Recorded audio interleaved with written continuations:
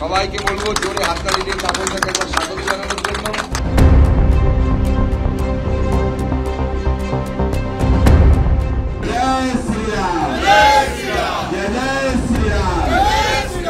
বাংলার বুকে যে অরাজক পরিস্থিতি, একটি সরকার, যে সরকার শেখ শাহজাহানদের সরকার। লোকসভা ভোটের মুখে বঙ্গ রাজনীতির ময়দানে ফের দলবদল।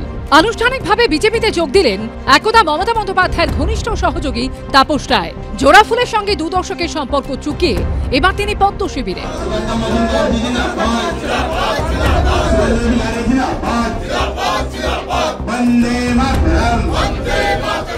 আমি আজ থেকে বিজেপি পরিবারের এবং মোদিজি পরিবারের সদস্য হলাম।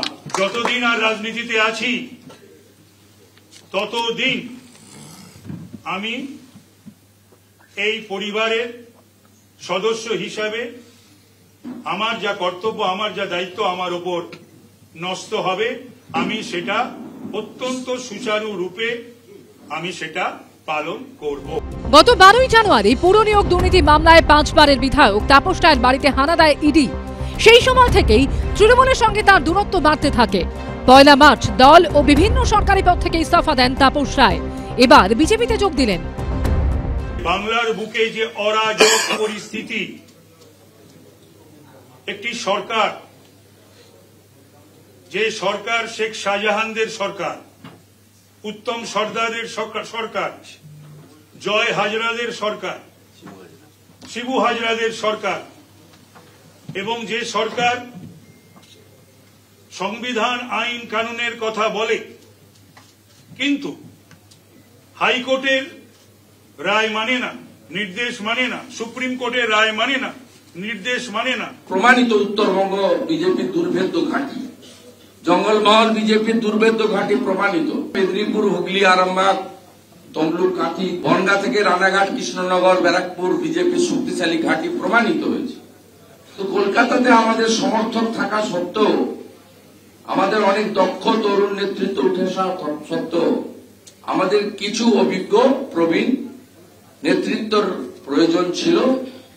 সেই প্রয়োজনের অনেকটাই সম্মানীয় তাপস রায় মেটাবেন বলে আমি বিশ্বাস করি।